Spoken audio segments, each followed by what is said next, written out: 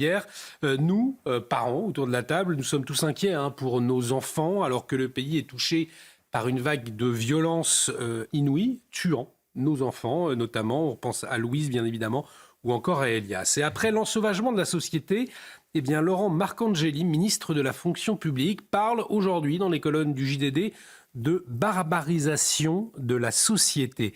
Nous faisons face à la barbarisation de la société, exprime-t-il aujourd'hui. Et en première ligne, il le souligne, les agents publics. Protéger sa ville et ses agents est une priorité de tous les instants. Policiers, magistrats, agents pénitentiaires ou encore policiers municipaux. Leur protection est une priorité. Et effectivement, c'est vrai que régulièrement, nous vous relayons des agressions contre des agents qui sont bien évidemment beaucoup trop nombreuses. Et bien justement, nous allons en parler avec Thierry Colomar. Il est président de la Fédération nationale des policiers municipaux de France.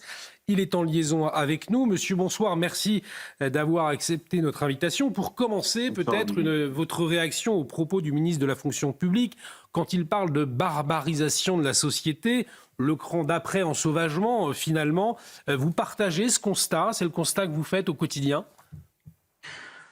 Oui, évidemment, comme tous les membres des forces de l'ordre, qu'elles soient étatiques ou les polices municipales, nous faisons face à une délinquance qui est de plus en plus violente. Donc, effectivement, on peut parler de barbarisation. Ils s'en prennent à tout le monde, aussi bien aux pompiers, aux facteurs, aux policiers municipaux, nationaux, aux gendarmes. Après une guichetière, même au CCAS, dans les CCAS, vous savez, les centres qui accueillent les personnes pour en vue de les aider. Ces personnes-là se font agresser aussi parce que les personnes n'obtiennent pas ce qu'elles veulent. Oui, c'est devenu du grand n'importe quoi. On peut parler de barbarisation, oui. Alors Thierry Colomar, en préparant cette émission, on ne cacherait aux téléspectateurs, c'est vrai que la rédaction vous a demandé est-ce que vous avez dans votre entourage un policier municipal qui s'est fait agresser, qui accepterait de témoigner justement pour nous raconter ce qu'il a vécu, et vous avez répondu mais en fait c'est tout le temps. Ouais. Oui, j'en connais plein et moi-même j'ai été victime d'agression.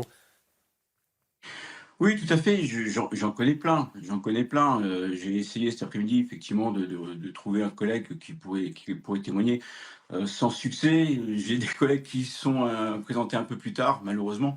Oui, moi-même, alors, évidemment, ça a été sans conséquence, mais j'ai déjà pris des coups de poing, lors d'interpellations, des coups de pied, j'ai été insulté, on m'a craché dessus.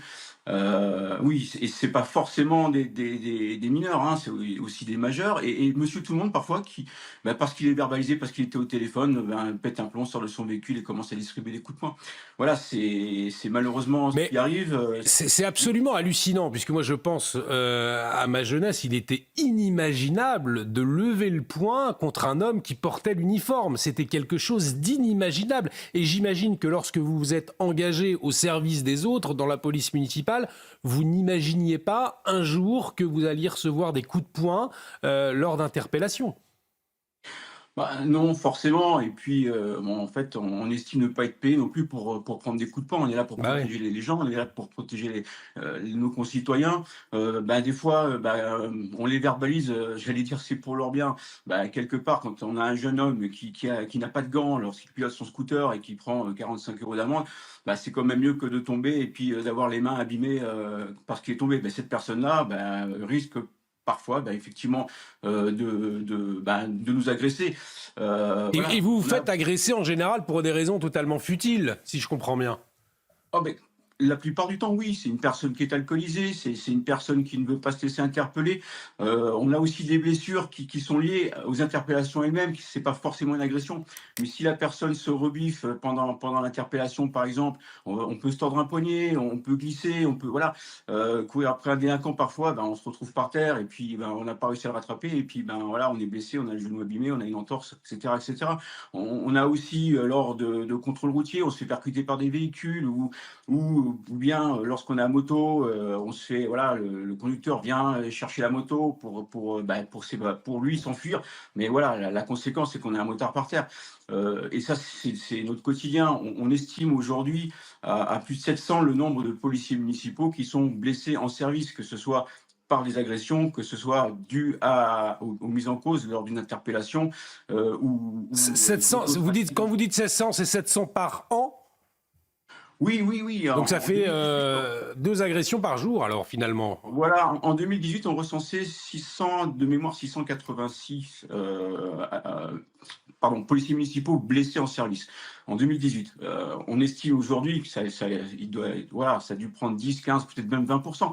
Malheureusement, on n'a pas les chiffres exacts puisque, comme la police nationale, elle, ils arrivent à avoir tous les éléments et à regrouper au sein du ministère. Nous, malheureusement, étant donné que les polices municipales sont dispatchées un petit peu partout sur le territoire et que c'est les maires qui ont la main sur la police municipale, on n'a pas toutes les remontées d'informations concernant les collègues blessés, mais c'est très très régulier, très régulier. Le ministre de la fonction publique qui annonce qu'il soutient une proposition de loi pour protéger les policiers et agents publics d'agressions encore plus violentes. Vous, quels sont les moyens supplémentaires que vous réclamez, au fond, pour faire face à ces agressions qui se multiplient, ces agressions quotidiennes? Vous le disiez, 2 par jour en moyenne. Hein. Oui, alors, tout simplement que la justice punisse sévèrement les personnes qui nous agressent. Quand un délinquant aujourd'hui donne un coup de poing et casse le nez à un policier municipal ou à un gendarme ou à un policier national, eh bien, cette personne-là, qu'est-ce qu'elle risque? Elle va prendre un rappel à la loi la première fois, la deuxième fois, elle va peut-être passer au tribunal. Est-ce qu'elle aura du sursis? Peut-être ou pas. Le problème chez un délinquant, c'est que lorsqu'il ressort un tribunal et qu'il a eu un mois de prison, par exemple, avec sursis, pour lui, il est acquitté. Donc ça veut dire pour lui, c'est qu'en fait, c'est pas si grave ce qui s'est passé. J'ai donné un coup de pied un coup de poing au policier municipal. Ouais, bon, ok, voilà. Bon, on m'a dit, ok, c'est pas bien, faut pas recommencer. Oui, Ça veut dire que c'est pas grave, je recommencerai. Et bien c'est ce qui se sûr. passe, parce qu'en fait, c'est toujours sur les mêmes que l'on tombe. Et c'est parce que ces gens-là ne sont pas punis assez sévèrement, la sanction devrait tomber de suite. C'est ce qui nous protégerait, en fait. Il faudrait que les délinquants aient peur de la sanction, il faudrait que la peur change de camp. Et justement, sur le terrain, autre moyen concret, on imagine, c'est le port d'armes. Toutes les polices municipales ne sont pas armées. Quand vous entendez, par exemple, certains élus, je pense à Éric Piolle, maire de Grenoble, s'opposer au port d'armes pour les policiers municipaux, qu'est-ce que vous lui répondez? Alors, on en a déjà parlé, c'est un débat qu'on ne devrait plus avoir. Monsieur Piolle ne comprend pas l'importance d'armer sa police municipale. Il estime, lui, que ce n'est pas à ces policiers municipaux d'assurer la sécurité et la légitime défense, c'est le mot employé, la légitime défense des Bordelais, des Grenoblois, pardon. C'est un non-sens. On a eu, pendant ces 15 dernières années, on a eu une douzaine de policiers municipaux qui ont été tués. Parmi eux, je prends le cas par exemple d'Aurélie Fouquet, qui a été tué par un braqueur. Ils étaient 2 dans la patrouille. Son collègue a eu la vie sauve parce qu'il a utilisé son arme à feu. Si je prends le cas de Clarissa Jean-Philippe qui a été tuée par Koulibaly, ce terroriste, eh bien, elle n'était pas armée, son collègue n'était pas armé, son collègue a été braqué lui aussi, il a réussi à saisir la Kalachnikov, il s'est retenu à la Kalachnikov, le délinquant, pardon, le terroriste a sorti son arme de poing et elle s'est enrayée. Et il est parti.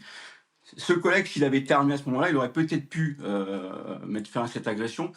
Et des cas comme ça, on en a plusieurs où les collègues ont pu riposter et pouvoir se protéger, même si le collègue qui avait été blessé en premier n'avait pas eu le temps, lui, de sortir son arme. Thierry Donc, Colomar, je vous remercie beaucoup d'avoir accepté notre invitation, d'avoir accepté de témoigner notamment de votre quotidien et le quotidien de votre collègue. On en profite pour pour vous remercier toute une profession pour vos missions de merci protection de biens et des personnes. Je le rappelle, vous êtes président de la Fédération nationale des policiers municipaux de France. Alors effectivement, il y a la délinquance, Louis Morin, qui est un